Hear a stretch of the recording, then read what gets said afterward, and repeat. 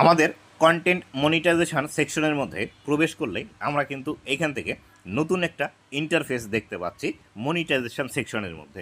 এই যে বিষয়গুলো দেখতে পাচ্ছেন, এই বিষয়গুলো কিন্তু আগে এই অবস্থায় ছিল না। আগে আমাদের কন্টেন্ট মনিটাইজেশনে আলাদা যে বিষয়গুলো ছিল, এখান থেকে রিলস ছিল আলাদা, এখান থেকে ভিডিও ছিল আলাদা, এবং এখান থেকে এক্সট্রা বোনাস ছিল আলাদা।